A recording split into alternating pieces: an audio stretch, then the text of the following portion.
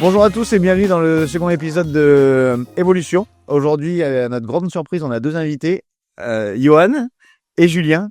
Si vous pouvez en quelques mots vous présenter. Moi c'est Johan Durand, athlète de haut niveau, marathonien aujourd'hui et bergeracois comme vous tous. Et puis voilà, plutôt en fin de carrière, hein, on va pas se mentir, c'est la fin, mais j'essaye de continuer à mettre la même passion et le même enthousiasme dans les entraînements et c'est toujours le plaisir qui guide la pratique. Donc franchement, je kiffe ce que je fais. Et puis voilà, donc de passage dans votre émission et je sens qu'on va se régaler, ouais. Julien, tu te présentes un peu? Ouais, écoute, moi c'est une grande première, hein. Julien Cursi, vidéaste, j'ai notamment travaillé avec ce grand monsieur ici à ma gauche. Donc voilà, je suis vidéaste depuis, ça va faire quasiment une dizaine d'années, bergeracois, pur et dur. Voilà. Ok, top, 3 bergeracois, ça fait plaisir déjà de se retrouver autour d'une table avec 3 bergeracois. Johan, déjà, est-ce que tu peux nous raconter ta dernière course où tu as fini champion? Ouais, c'était dimanche, ouais. Donc champion de France de cross dans la catégorie master. Donc master, c'est plus de 39 ans. Et j'ai décidé un peu au dernier moment de participer à ce France de cross parce que je sentais que justement j'avais la forme et que j'avais quelque chose à jouer sur ce championnat-là. J'étais en stage au Kenya et je voyais que sur les entraînements, franchement, les chronos étaient bons, les sensations étaient bonnes. Et j'ai fait un texto à mon coach pour lui dire, écoute, je pense que l'opportunité est belle d'aller chercher le titre de champion de France. Je suis en prépa pour le marathon de Paris. Mais je me suis dit, voilà, j'ai pas fait de cross depuis 2 ans, mais franchement, je sens que il y a quelque chose, tu vois, t'as le feeling quand tu sens que t'as pas besoin d'aller en compétition pour savoir si t'as les jambes ou pas. Et je me sentais bien, et donc je lui ai demandé s'il trouvait ça intéressant d'ajouter cette compétition au programme. Il m'a dit, pourquoi pas. On a fait les démarches pour faire un repêchage, parce que normalement, pour participer au championnat de France, faut passer par les championnats départementaux, les championnats régionaux, les demi-finales des championnats de France, et après tu participes aux France. Donc moi j'ai demandé une qualification exceptionnelle qui a été acceptée par la Fédé, et du coup je me suis présenté sur la course un peu au dernier moment. Mes adversaires savaient même pas que j'étais sur la course, et au final ça s'est super bien passé. J'avais des très bonnes jambes, donc je suis parti relativement tôt. Je gagne avec un petit peu d'avance pour savourer comme il se doit dans la dernière ligne droite. Et c'était un moment assez kiffant parce que voilà, j'ai pas souvent participé aux France de cross. J'ai souvent fait des places en plus, deuxième, troisième, quatrième, mais ça m'a jamais souri. J'ai jamais gagné, même dans les catégories jeunes, en cadet, junior et tout ça. Et donc c'était la première fois que j'étais champion de France de cross. Donc voilà, grande satisfaction. Et puis ça a validé aussi à la compétition le fait de me sentir bien à l'entraînement. Il y a les sensations à l'entraînement que tu peux avoir, mais après il faut aussi le retranscrire. Et là, c'était le cas. Et franchement, les planètes se sont bien alignées. En plus, le parcours, il était roulant, c'était plat, c'était un parcours pour moi.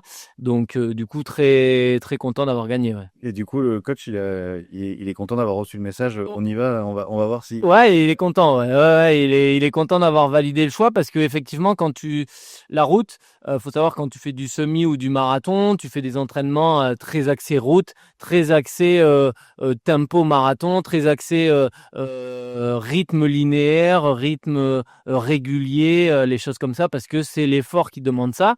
Et à contrario, le cross, c'est à l'opposé, puisque tu es en nature, t'as pas de chrono, t'as pas de montre, et tu cours dans la boue, dans des virages, dans des relances.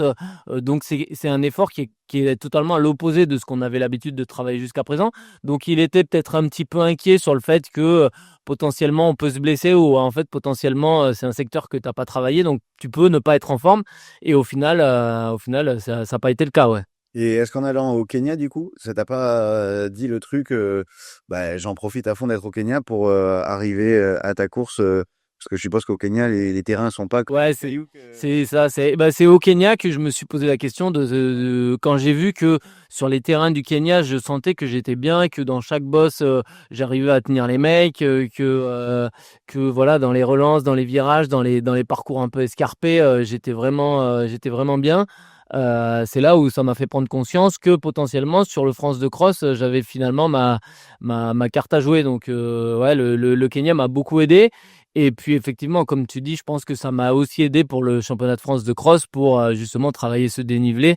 Parce qu'au Kenya, ouais, on est en plus d'être en altitude à 2400 mètres, la difficulté des parcours fait que chaque entraînement est difficile. Ouais, t'es tout le temps en prise, t'es tout le temps en montée-descente. Et ouais, tu cours rarement, très très rarement sur la route. Il y en a qu'une et elle est relativement dangereuse. Donc on est vraiment plus souvent sur des chemins. Donc ouais, ça aide pas. Ouais. Moi, je trouve ça incroyable parce que moi qui viens du sport co, je vais aussi. Ouais. Moi, quand j'entends, je vais au Kenya courir, alors, je pense qu'on a tous l'image des Kenyans qui courent. Bah c'est ça. Et quand on te voit, on se dit, c'est incroyable. Enfin, moi, Ouais. de temps en temps, je vais sur Strava et je me dis, non mais les temps sont fous. Est-ce que, enfin, comment t'as pu trouver ce plaisir et comment t'es arrivé déjà à te dire, je vais faire de l'athlétisme et puis ensuite essayer de performer au plus haut niveau? Moi, dans un premier temps, le plaisir, je l'ai trouvé dans le fait que je sois fort. Parce que c'est-à-dire que, comme vous, je viens d'un sport co. J'ai commencé par le foot à Montbazillac jusqu'à l'âge de 15 ans. Et basculer sur un sport individuel quand tu viens du foot, d'un sport que tu as tout le temps joué au foot, que tu as tout le temps vécu le sport co, que tu as tes potes. Tu vois, j'avais mes potes de l'école primaire, j'avais mes potes d'enfance que j'avais jamais quitté depuis l'âge de 3 ans. Et là, d'un seul coup, on me demandait d'arrêter ce sport que j'aimais pour aller sur un sport où en fait on s'est aperçu que j'étais bon, mais pour lequel j'avais pas la fibre au début. Effectivement, courir, moi ouais, comme vous, je préférais courir après un ballon et pas courir bêtement après un chrono, tu vois. Et donc j'avais pas cette fibre-là, mais par contre je voyais que j'avais des résultats de dingue. Et effectivement, quand on m'a dit, Johan, je te promets, si tu arrêtes le foot l'année prochaine, tu es sur le podium des championnats de France. Je me suis dit quand même, ça serait con de passer à côté peut-être d'une carrière. Et puis, tu sais, tu vois ton nom dans le journal, ta grand-mère, elle te découpe l'article, t'as les journalistes qui t'appellent. J'étais venu à Bergerac 95, tu vois, à l'époque, c'était un truc de dingue, hein. Donc, franchement, quand t'es jeune et que t'as ça, et qu'en plus, même, tu gagnes le cross du collège, donc au collège, après, t'es la star. Ouais. T'as mis sur le podium, mais je m'étais caché dans les sapins. Non, mais effectivement, et du coup, la transition a pas été facile. Et par contre, une fois que j'ai eu les résultats, et après j'ai appris à aimer ce sport, à aimer courir, à aimer le dépassement de soi, à aimer. Après, ça devient vite addictif. Et au bout d'un an, après, j'avais fait mes armes un petit peu au club et tout. J'avais plus de connaissances. Et du coup, effectivement, j'ai commencé à kiffer. Mais la transition, honnêtement, elle a pas été facile, ouais. Bah ouais, parce que passer d'un sport co. Tu passes d'un sport co à un sport individuel. Mais tu vois, aujourd'hui, par contre, avec mon état d'esprit, j'aurais du mal à revenir sur un sport collectif, tu vois. Je suis devenu hyper égoïste, hyper individualiste. Ouais. Pourtant, au départ, comment est-ce que tu fais psychologiquement pour te dire, tu l'as dit, enfin, vous venez de le dire, tu passes d'un sport co à un sport individuel, c'est-à-dire que je me dis, je vais quitter mes copains, quitter mes potes, ouais, pour c'est passer ça. à un sport où vraiment je serai seul. Ouais. Comment est-ce que tu fais psychologiquement, surtout quand t'es jeune, en fait, pour... Je te dis, je pense que le fait d'avoir des résultats, ça a beaucoup joué. Et après, malgré tout, au club à Bergerac, là, quand je suis arrivé, il y avait des jeunes de ma génération, et puis je me suis fait pote avec eux. Le coach était vraiment cool et était à fond derrière moi, donc ça m'a quand même bien aidé.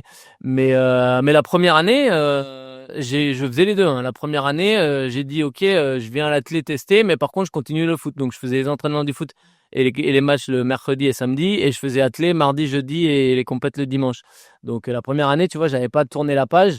Et puis après une fois que j'étais piqué, que honnêtement, quand j'ai vu effectivement participer aux France et tout, là je me suis dit effectivement c'est le sport que je veux faire, et j'ai commencé à aimer. Mais ouais, c'est pas évident parce que tu cours, comme tu dis, hein, tu cours dans le vide, hein, tu cours après un chrono, tu cours après toi-même, et il faut aller trouver les leviers d'un psychologique un peu pour justement te motiver. Ouais. Ouais, c'est ça. C'est la motivation, ouais. Moi, c'est ça qui je trouve fou, c'est arriver tout seul À se motiver, ouais. à se motiver. Moi, j'arrive tous les jours, quoi. Ouais, moi j'y arrive pas. Moi, tu vois, au foot, moi je suis sur le poste du flemme. Voilà, Voilà, je voulais pas courir, faut que moi. Mais les gardiens au foot, ils font le. T'as la prépa, t'es quand même, Ouais. t'as la prépa. Pour aller tirer les 6 mètres, il faut aller chercher le ballon, hein, voilà. Puis pour rappel, je joue en division 4. Hein. Voilà. Donc le ballon, il part souvent au-dessus.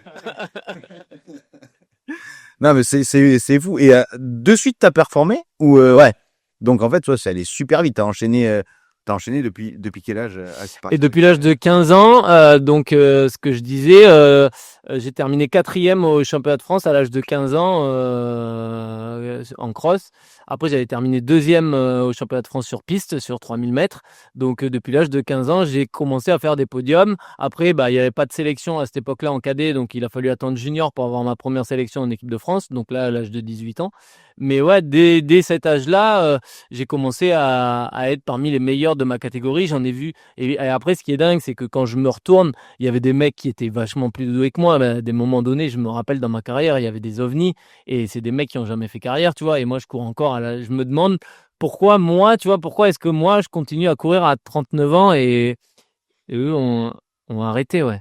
Ça, moi, je trouve ça. Ouais, déjà, 39 ans, courir autant. Enfin, moi, je pensais que t'étais.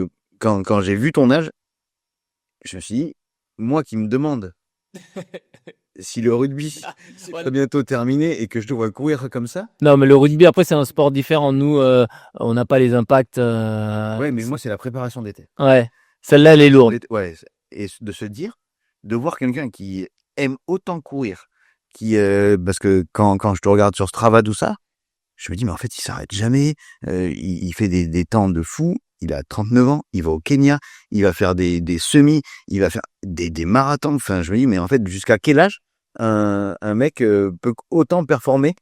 Ouais. Vous avez un âge, nous, tu vois, là, moi, là, je l'atteins, tu vois. Ouais. Je pense que, enfin, nous, dans les sports co, allez, 35, grand max, tu sens que c'est fini.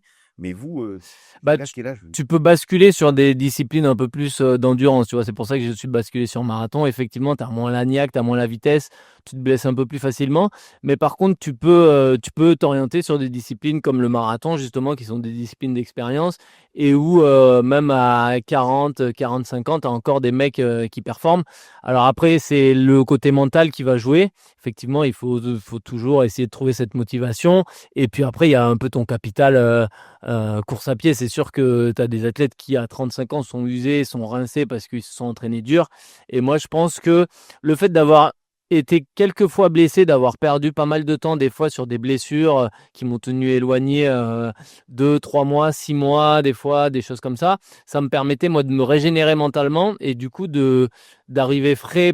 Je suis pas frais aujourd'hui, mais malgré tout, j'ai encore cette motivation parce que j'ai eu des moments où je suis un peu, tu vois, j'avais coupé un peu avec la course à pied, puis après tu te remets dedans et tu reviens, ouais.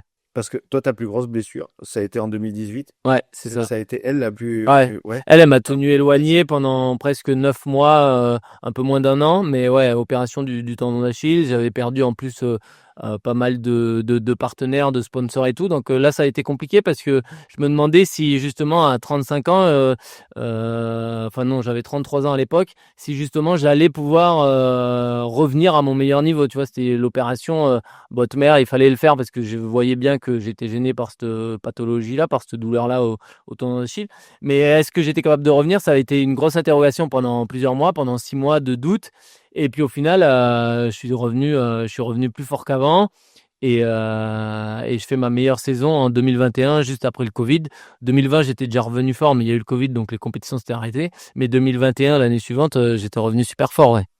C'est hyper intéressant parce que la dernière fois, Mickey parlait de mental justement et de suivi avec Lisa Strick. Là, tu parles justement d'une grosse blessure et du fait qu'après, tu as pu rebondir pour atteindre tes meilleurs perfs en fait. Est-ce que toi, tu as été suivi justement au moment de ta blessure pour ensuite pouvoir faire le tremplin et repartir un peu au top? Non, j'ai jamais été suivi, mais parce que j'ai la capacité de toujours trouver en moi les leviers nécessaires pour rebondir d'un échec ou rebondir d'une blessure.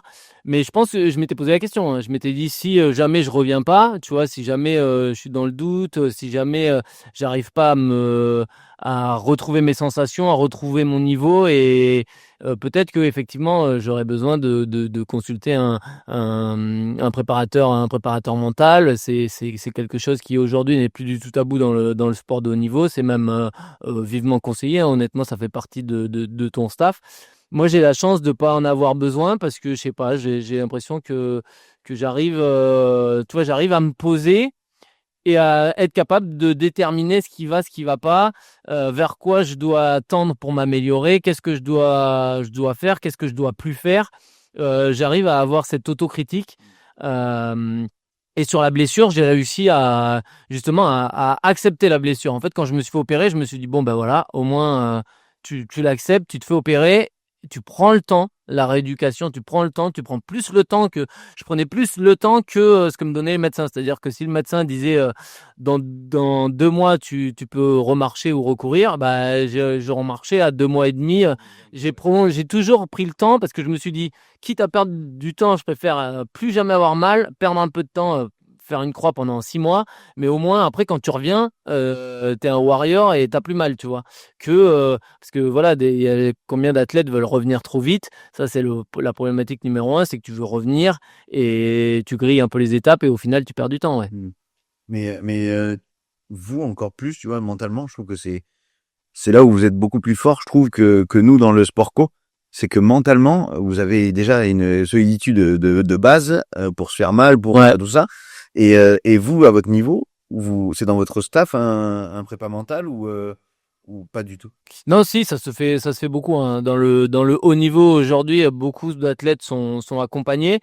Surtout des fois dans l'approche de la compétition, tu vois, la gestion du stress, la gestion des fois de la relation avec ton entraîneur. Des fois là aussi il y a des blocages et tout, surtout chez les filles quand ils sont entraînés par les gars et tout. Des fois c'est un peu compliqué, donc t'as toujours c'est intéressant d'avoir un prépa mental là-dessus. Et puis après c'est sur la gestion des blessures, ouais. La gestion des blessures, la gestion de la vie courante de l'athlète. C'est propre à chacun par rapport à ses besoins. Mais moi, à part cette fois-là où je m'étais vraiment posé la question, j'ai jamais eu l'impression que sur du stress pré-compétitif, sur la façon d'aborder la compétition, sur la façon d'accepter la défaite, de rebondir ou des choses comme ça, j'ai jamais eu l'impression d'avoir besoin de quelqu'un. Alors peut-être que je me suis trompé des fois et peut-être que j'ai perdu du temps et que si j'avais eu quelqu'un dans mon staff qui aurait pu m'aider, ça aurait pu peut-être personnellement m'aider, mais moi je l'ai jamais trouvé Parce qu'aujourd'hui, jamais trouvé nécessaire, ouais. vous êtes combien? Par exemple, toi, autour de toi, ils sont combien?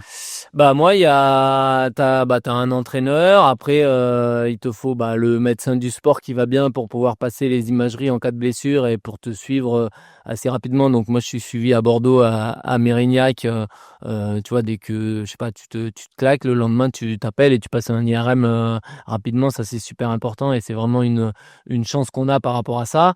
Après tu dois avoir un kiné, tu dois avoir un podologue pour les semelles. Tu dois avoir un manager pour pouvoir te faire rentrer dans les courses, un ostéopathe, et puis après peut s'intégrer un préparateur mental ou un préparateur physique. Moi les 2 derniers j'ai pas parce que mon coach fait aussi la prépa physique, donc du coup et le prépa mental, je te dis, j'en ai jamais ressenti le besoin, mais peut-être que sur de la fin de carrière, tu vois, peut-être qu'à un moment donné, quand je vais me voir décliner, il faudra peut-être accepter justement le fait de plus être performant, parce que là aujourd'hui tout va bien, je suis encore à un très bon niveau et à mon meilleur niveau, mais peut-être que dans 2 ans ouais, il faudra accepter le fait d'être moins bon et peut-être que je l'accepterai pas et peut-être que là j'aurai justement besoin de quelqu'un pour m'aider à peut-être faire la croix sur la Johan Durand, sportif de haut niveau, athlète de haut niveau. J'ai connu que ça, moi. Enfin, j'ai connu que ça. J'ai eu la chance d'être sportif professionnel à 23 ans et de jamais quitter j'ai été un privilégié, ouais. Ce qui est bien avec toi, c'est que tu vois beaucoup de choses autour. T'es sur RMC. Je le prépare, ouais. Je prépare l'après-carrière, ouais. Et du coup, toi, c'est toujours quelque chose qui t'a intéressé, les podcasts ou Ouais. visuels, tout ça, où tu étais préparé? C'est assez récent quand même. C'est assez récent. Je pense que c'est justement après ma blessure là en 2018 à 33 ans. Avant, j'étais vraiment ultra focus. Je pensais qu'à mes entraînements, à ma récupération et tout ce qu'il y avait autour. Tu vois, je disais non et j'étais vraiment ultra carré que sur l'entraînement. Tu vois, tout ce qu'il y avait autour, je voulais pas en entendre parler. J'étais vraiment full entraînement.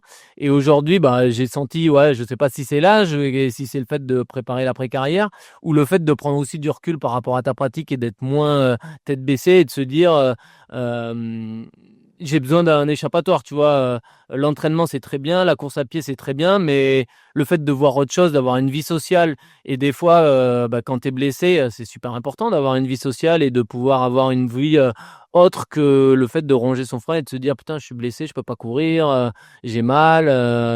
Voilà, ça m'a permis, moi je le vois très bien, en 2022-2023, j'ai eu une douleur au genou qui m'a handicapé pendant presque un an, qui m'a empêché vraiment de pouvoir m'exprimer. Et le fait d'avoir les podcasts, le fait d'avoir plein de projets à côté de ça, bah du coup ça m'égayait mes journées, tu vois. Ça m'évitait de me morfondre devant Netflix ou à jouer à la play comme un débile parce que tu peux pas t'entraîner. Donc effectivement c'est quelque chose qui me permet de m'échapper de ma carrière de haut niveau. Ouais. Et aujourd'hui, ton image, enfin, est-ce que durant toute ta carrière, tu as fait quand même attention à ton image que ça soit sur les réseaux sociaux, sur ce que tu postais, sur quand tu sors, quand tu fais les choses qu'on a vues, est-ce que tu fais quand même attention? Ah ouais. C'est-à-dire, il faut pas que je déconne sur ça parce qu'on va m'attendre au tournant comme tous les sportifs aujourd'hui qui déconnent ou qui ont une mauvaise communication, que ce soit sur les réseaux, tout ça. Est-ce que toi, c'est un truc où tu t'es dit, faut que je fasse gaffe à ça, il faut que ça soit quand même. Ouais. Ça, j'ai vite pris conscience de l'importance des réseaux sociaux pour le sportif de haut niveau, que les marques, elles étaient très regardantes par rapport à ça.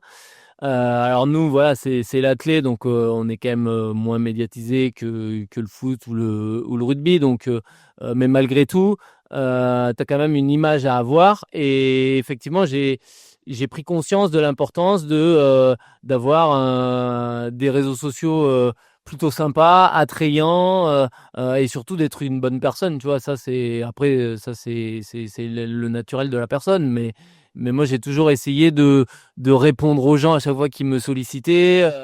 Tu vois, même quand j'étais vraiment dans ma carrière au top ou au plus haut, si je recevais des fois des messages sur les réseaux sociaux, bah, j'essayais de répondre au maximum. Ou on m'arrêtait dans la rue, je répondais aux gens. Même des fois en compétition, des gens 2 minutes avant le départ, ils veulent faire un selfie. Bah, des fois, c'est chiant, mais tu le fais, tu vois. Et j'ai vraiment fait attention à ça. Parce que voilà, aujourd'hui, et encore plus en 2025, c'est que les marques, autant à l'époque, juste ta performance, elle te suffisait pour avoir un contrat sponsoring avec une marque et d'être médiatisé et d'avoir des entreprises qui t'aident. Aujourd'hui, c'est plus ça. C'est pas seulement ta performance, c'est l'histoire que tu racontes derrière, la mise en avant, l'image que tu redonnes. Quelle histoire vraiment t'as à raconter toi en tant que sportif. Et donc c'est super important d'être présent sur les réseaux et d'avoir une communauté plutôt bienveillante et puis après voilà, c'est un sport qui se prend pas non plus. Enfin, le running aujourd'hui est très à la mode et du coup, c'est pas un sport ultra fermé, c'est un sport plutôt accessible à tous. Donc moi, dès que je peux donner du conseil et dès que je peux partager ma passion et partager un peu mon expérience, j'hésite pas à le faire, ouais. Puis là aussi, ça te permet de préparer l'après. Là, tu as un Ouais. projet My Running Club, notamment. Et puis, ça te permet encore une fois de montrer aussi tout ce que tu développes à côté. Mika a parlé des podcasts RMC, pardon. Tu as la team Orange Running aussi, on te voit partout sur les réseaux, c'est aussi important pour ça. Hein. Ouais, c'est ça, ouais. Bah, j'ai eu l'opportunité, en fait, il y a un moment charnière dans ma carrière. En 2021, je fais 2h09 à Paris. Et là, je fais premier français, premier européen, gros chrono et tout. Limite, bah, ouais, à l'époque, j'étais dans les meilleurs français, hein, dans les 3 meilleurs. Donc, potentiellement qualifiable pour les JO de Paris en 2024. Et là, c'est vrai que j'ai eu un gros coup de pouce médiatique lié à cette performance-là. Donc, il y a eu les podcasts RMC. J'ai été approché par RMC pour relancer les podcasts avec Benoît Boutron. Donc, maintenant, on fait 2 podcasts par semaine, des choses comme ça. La team Orange Running m'a contacté pour devenir le coach officiel de la team. Donc, du coup, effectivement, je coach des personnalités, des influenceurs, des ambassadeurs, des acteurs, enfin, des gens du milieu un peu qui veulent justement se lancer dans la course à pied. J'ai lancé mon académie de running, de coaching, My Running Club, pour pouvoir justement coacher des gens qui n'osent pas pousser la porte d'un club, mais qui par contre ont des objectifs de performance ou de perte de poids ou juste de reprise de routine de course. Donc moi je les mets en relation avec des coachs, ça marche très bien. Donc ouais, partager cette expérience là, c'est super important. Et j'ai j'ai eu l'opportunité et la chance d'avoir des fois des ouvertures au bon moment qui font que effectivement mon après-carrière, je commence à progressivement y penser et à le préparer, ouais. Et toi, quand tu dois, que ce soit courir ou participer à ces podcasts ou alors aussi des tournages, parce que tu es aussi sollicité, tu as dit par des marques, on te sollicite aussi pour des tournages et shootings photos. Est-ce que tu as l'impression de travailler à ce moment-là? Non.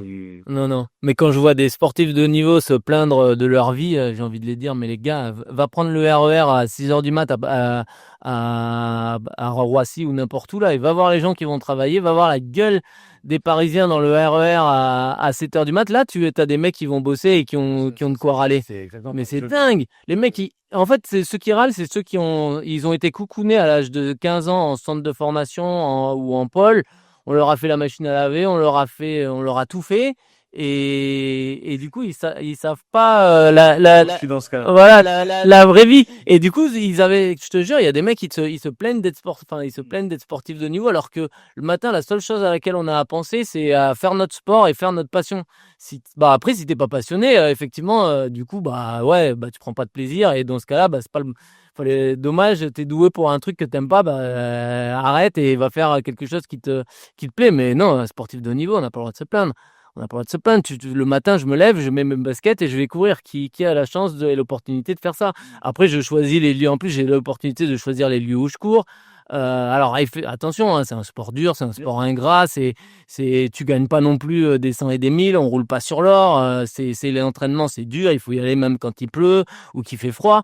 Mais mec, on n'a pas. Voilà, je te dis, va prendre le RER un matin à Paris à 6h du mat, et là, tu vas voir. Ce que c'est le vrai métier. Moi, je me plains pas, parce que moi, voilà, à la base, je devais reprendre l'exploitation de mes parents à Montbazillac. Mes parents sont viticulteurs à Montbazillac, et je sais que ma vie, elle aurait été 10 fois, 1000 fois différente, parce que voilà, c'était pas du tout ce qui m'attendait. Et moi, je savais que si j'avais pas été coureur, je travaillerais 60 heures par semaine pour être viticulteur et gagner pas grand chose, quoi. Mais Ce qu'on disait avec Lisa et dans le podcast précédent, c'est qu'en fait, quand tu es sportif de haut niveau, moi j'ai fait le cursus, comme tu as dit, Pôle Espoir, centre de formation, tout ça. Et en fait, je trouve qu'on est beaucoup trop coucouné. Ouais. Et donc, quand on est sorti de là, en fait, on ne sait pas quoi faire. Ouais. Parce qu'on est coucouné, et que au final, tu te dis, tu dis pas que ce que tu as fait, c'est chiant, mais parce que moi, je suis passionné par le rugby, je suis passionné par le sport en général, mais quand tu sors de là, je pense que t'as pas du tout les mêmes a priori sur le sport de haut niveau qu'un mec qui sort beaucoup plus tard, qui a vu un peu la merde et qui voit un peu la chance que c'est d'être dans un espoir, dans un truc comme ça, tu vois. Et je trouve que ceux qui se plaignent le plus généralement, c'est ceux qui ont fait ce cursus. Oui, c'est ça, ouais. Où ils ont été mis avec des chaussons et t'es tranquille. Et quand ils sortent de là, t'arrives dans un truc où t'as la vraie vie, quoi. Mais c'était pareil, si tu veux. Moi, quand j'ai atterri au TFC, je faisais beaucoup d'heures. Je travaillais 50 heures semaine, parce que tu avais aussi les déplacements les week-ends, il y a les matchs à domicile. Je gagnais pas énormément, parce que t'as beau croire que tu travailles dans un club de football professionnel, tu te dis, ok, le mec, il est pas du tout. Pas du tout. Je touchais à l'époque autant que ma sœur, qui était aide-ménagère ici à Bergerac, sur un 28 heures, quoi, tu vois. Donc, mais tu kiffais. Ouais, tous les jours, j'arrivais, c'était Disneyland pour les premières années, tu vois. Moi, j'ai eu la chance de connaître un mec comme Pascal Duprat, mais maintenant, c'était un super mec, tu vois. Et je sentais pas le travail, non. Et c'est ça, ouais. Donc, déjà, là, tu te disais, c'est beaucoup plus facile de se lever le matin, même si c'était. Ah non, mais c'est sûr. De voir ton compte en banque qui était pas forcément florissant, mais tu disais, c'est pas grave. Ouais, c'est pas grave, ouais, je kiffe. Ah non, mais complètement, ouais. Est-ce que pour ta famille, tu vois, ils sont à Bergerac, ils voient des gens, ils vont marcher, je suppose, ils font, la vie d'un Bergeracois.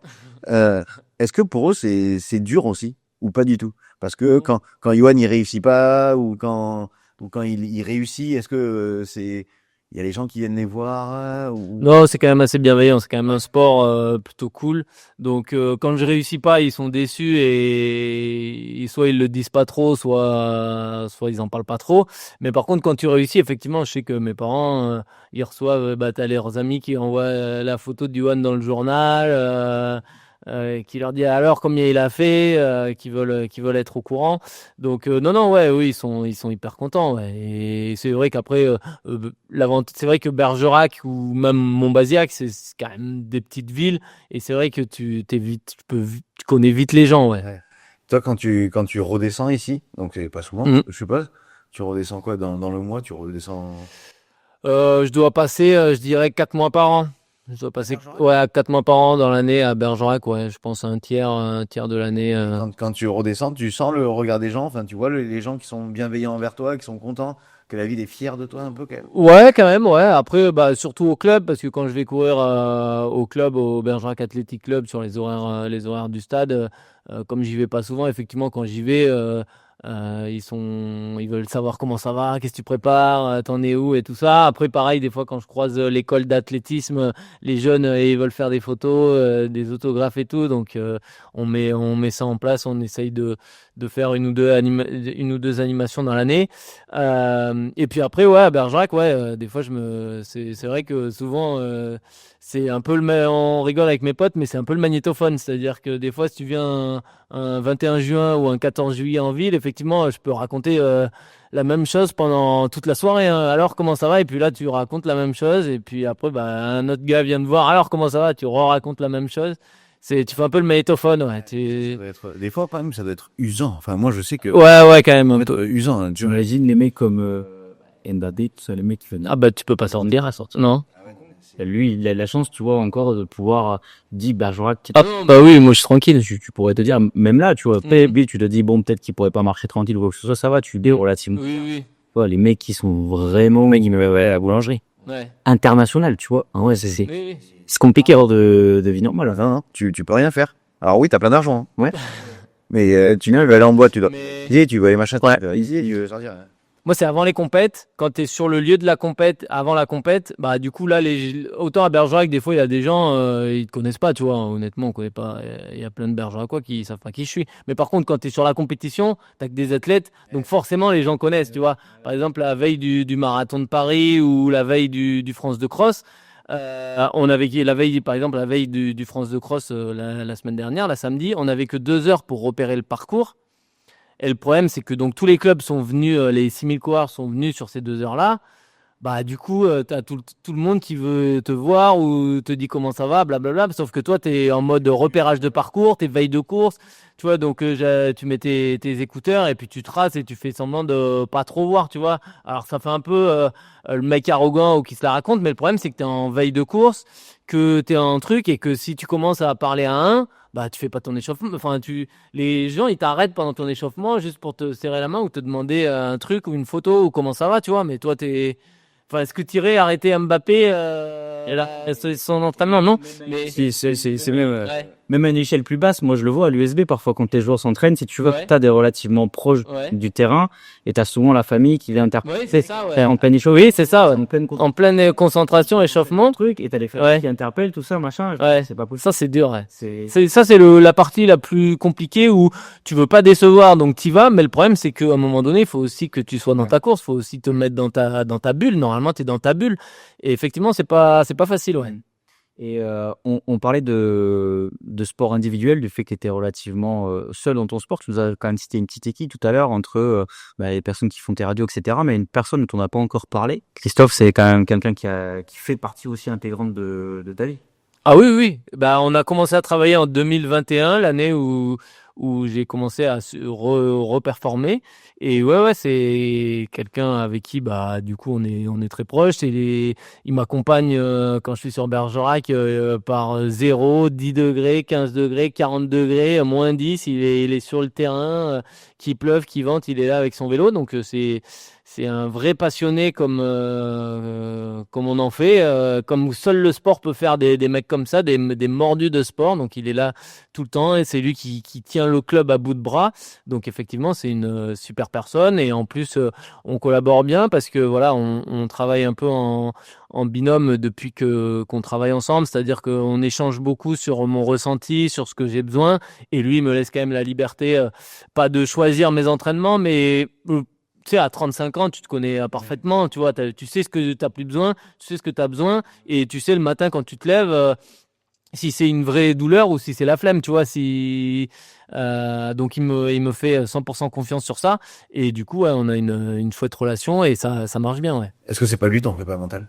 Bah peut-être ouais en partie ouais ils ont fait certainement partie ils m'aident en tout cas ils m'aident à me sentir bien et à arriver en confiance sur la compétition ouais ça c'est une certitude parce que et ils m'amènent en forme sur un chemin que j'ai choisi tu vois moi je donne les grandes lignes de ce que je ressens ce que j'ai besoin et lui après il écrit les entraînements il écrit les séances et donc du coup quand j'arrive sur la compète j'arrive sur une compétition en ayant pris le chemin que je voulais prendre, tu vois. Ouais. Si jamais, je sais pas, pour prendre l'exemple du sport co, je sais pas, t'es un joueur de ballon, tu veux la possession, et ton entraîneur il te dit non, on fait catenaccio, on reste derrière et on attend jouer le contre.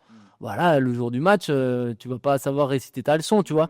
Et là, moi, je sais que je vais arriver le jour de la compétition en ayant appris ma partition que je voulais apprendre, tu vois. Christophe, c'est aussi celui qui entraîne Anna de l'AE. Ouais. Et dit que tu Je la drive. T'en penses quoi justement d'Anna? Bah c'est un vrai potentiel. Hein. Honnêtement, elle me surprend. Elle surprend Christophe aussi. C'est un vrai talent. Je pense que là, malheureusement, elle était un peu jeune pour les Jeux Olympiques de Paris. Mais honnêtement, elle fait partie des 5 meilleures Françaises sur la marche. Il y aura 3 places pour Los Angeles. Je pense que c'est vraiment un vrai espoir en devenir. En plus, elle est plutôt cool. Elle a la tête vraiment bien faite. Elle est intelligente. Elle aime son sport.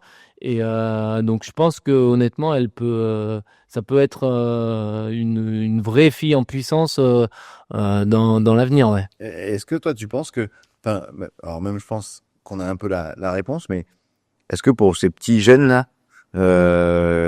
qui t'ont vu et qui te voient encore aujourd'hui performer, que ce soit dans les courses, dans ton athlète, dans ta vie de tous les jours avec RMC, tes sponsors ASICS, c'est ça? Est-ce que pour eux t'es pas un peu le modèle et on va essayer de retranscrire un peu ce que fait Johan et voir qu'on est là et qu'ils sont un peu fiers de nous, tu vois? Bah si je suis le modèle, tant mieux. Hein. Ça serait vraiment cool et j'essaye justement d'être un modèle un peu inspirant, c'est-à-dire quelqu'un qui échange, qui donne ses conseils. Je me rappelle, elle était venue parce qu'elle a toujours été plus ou moins coachée par Christophe. Elle était venue en stage avec moi. Je lui avais donné des conseils sur comment aborder les compétitions et tout ça. Donc j'ai toujours essayé de l'aider au maximum, comme pour n'importe quel autre athlète du club, parce que t'as des jeunes qui ont quand même des belles capacités sympas. Mais voilà, essayer d'être inspirant, ouais, c'est valorisant et c'est la personne que j'essaye d'être et d'avoir toujours été. Dans ma vie, ouais. Moi, j'aimerais qu'on parle un petit peu football, Monsieur Durand. De Montbazillac. Ouais, de Montbazillac, si tu veux. T'es bergeracois et tu supportes aussi un petit peu les clubs alentours. Je sais que tu suis toujours pas mal les Girondins de Bordeaux. T'en penses pas un petit peu de cette saison et cette remontada que je suis en train de nous faire? Ouais, moi je suis un vrai supporter des Girondins depuis tout petit, malheureusement. Donc là, je mange un peu Là, ça doit être compliqué. Là, c'est compliqué. Donc là, je rase les murs là. Mais non, bah après, honnêtement, j'ai toujours été très attaché à mon territoire et à mon terroir de Montbazillac, ou de Bergerac, pardon. Et c'est vrai que j'ai été licencié, je pense 90% de ma carrière sur Bergerac. J'avais fait 3 ans à Montreuil à un moment donné en région parisienne, mais je suis vite revenu. Je suis pas allé en sport-études à Talence justement pour pouvoir rester ici, pour pouvoir rester dans mon lycée, rester avec mes parents, rester proche de mes racines. Donc effectivement, je suis un vrai Aquitain. Donc du coup, moi j'ai été bercé avec Zidane, Lizarazu et Dugarry en 96. Non, mais après, moi je suis un grand fan d'Archeville, Faïdouno. Chamac, c'était beau, Chamac, Courcuff, et puis maintenant Gérard Lopez, quoi, le grand magicien GG, et qui a pris de l'argent, je sais pas où. Donc du coup, je m'étais promis que tant que Gérard Lopez serait aux manettes, j'irai plus au stade pour plus donner un rond aux Girondins de Bordeaux. Et puis la passion a pris le dessus. J'ai craqué, j'y suis allé. Là, j'y vais tous les week-ends. Non, pas tous les week-ends, mais je suis les résultats comme tout le monde. Et puis j'espère que là, il y a un vrai groupe qui naît. Tu sens qu'il y a un truc, mais après voilà, c'est tout ce qu'il y a derrière encore avec les finances, le redressement judiciaire. Et puis tant que l'actionnaire est toujours en place, tu peux pas te projeter, ouais. Il y a tonton Olivier Oliver qui est sur les rangs. Ouais, Oliver Kahn, mais Oliver Kahn, moi, c'est pas un grand souvenir. Lui, mais il va nous apporter une rigueur allemande. Je pense que ça va marcher droit. Non, mais il faudrait que pour la Ligue 1 et pour la région, Bordeaux retrouve sa place dans l'élite, quoi. C'est anormal qu'un club comme ça soit plus là, ouais. Bergerac, ils avaient un beau projet. À un moment, ils ont failli monter en national. Ouais, Après, oui. Canal 1, ça va devenir la Ligue 3 prochainement, tu vois. Ce serait bien pour Bah, même, il y avait eu ce projet, plus ou moins de fusion. Alors, je sais pas si c'est des fakes ou si c'était vrai, mais avec Trélissac. c'est réel. C'est juste la Ligue, c'est la Ligue de football qui a mis un stop. Ouais, c'est dommage. Voilà, j'ai l'impression que Sportive. Oui. ouais, mais le problème c'est que alors il y a le Boulazac en basket, mais ça reste moi je suis pas fan de basket, donc effectivement je suis pas trop, mais t'as les filles au hand. Ouais, non, mais il y a du beau monde, mais si le foot pouvait marcher, le rugby marchait, le hand marchait, que tout le monde marche en même temps, ça serait magnifique, ouais. Il y a toujours Puis tu vois tous les sportifs que Bergerac sort. Enfin, moi, je suis quand même épaté que on n'a pas une grande ville, mais au rugby, t'as Jérôme Bosviel, Romain Tellet. À l'athlé, il y a toi, il y a Anna. il y a l'aviron. Il y a Naviron. Ouais, ici Agostini. Agostini. Ah non. Mais l'aviron, il y a du monde, ouais. Du monde. Au hand, ça performe. On a quand même une Non, il y a où c'est une ville assez sportive, ouais. et pas des moindres quand tu vois que Jérôme Bosviel, c'est le meilleur réalisateur de Pro D2 de l'histoire de la Pro D2. Qui porte aussi le club à l'heure actuelle sur ses C'est ça.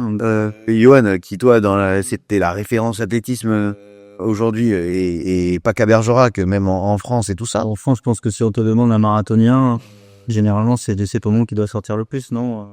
Bah, si tu demandes performant au grand public, ouais. Au grand public, je pense qu'aujourd'hui, ouais, les gens donneront certainement mon nom. Un autographe à la fin du podcast. Alors, avec le chèque, ouais. Et tu vas me faire. On n'allait pas une séance de physique. Ah ouais, T'appelles Jus. on en est donc. Mais moi, tu vous laisses tranquille. Je vous retrouve après pour un café. Il y a aucun problème. Mais ça, Ah, mais oui, là, un podcast. Le prochain podcast, on le fait en courant. Moi, je me suis. Il va pas durer très longtemps. On va peut-être faire l'intro, mais c'est tout. Moi, quand je le suis en filmant, c'est sur un 2 roues, mais 2 roues moteur. Hein. Ouais. Et triche. Mais j'aimerais bien te voir un jour. J'ai essayé le suivre une fois, Arcachon, Ouais. et j'ai fait 200 mètres, j'étais cramé.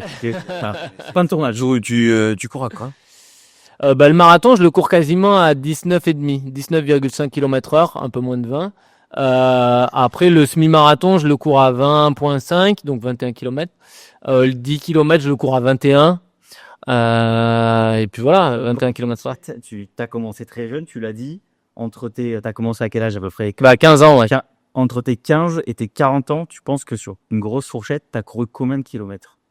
J'avais regardé une fois, je me demande si j'avais pas fait plus de 100 000 km. Putain, t'en as plus qu'une bagnole. Ouais.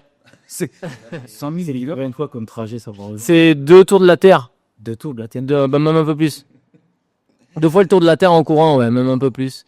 Et c'est pour ça que des fois, quand j'ai mal aux chevilles ou aux articulations et tout, quand je regarde et que je regarde mes kilométrages sur Strava et tout, je me dis, ouais, effectivement, c'est peut-être normal, ouais, que ça couine un peu le matin, ouais. Ouais, 100 000 bornes, ouais. Dans mon quartier. Je cours quasiment 7-8 000 km, même plus, 8 à 9 000 km par an, ouais. Ça dépend des années si je suis blessé, ouais, par an, ouais. C'est presque, ouais. Bah, je suis presque à 30 bornes par jour, hein, aujourd'hui 33. Demain, 33, ouais, 21, 12, ouais, 12 ce matin et 21 ce soir, ouais. Bah, bravo. Voilà. Bravo, parce que nous, à tous les deux réunis, non, je suis même pas sûr qu'on ait les 8000 bornes, non. Mais je suis même sûr que. Allez, Ouais, c'est même sûr. Non. Je trouve ça, mais t'imagines, 2 fois. Ouais. Non, mais attends, 100 000 km. Et puis il te dit ça, pour lui, c'est banal, quoi. Hein, et c'est normal, j'ai pas de.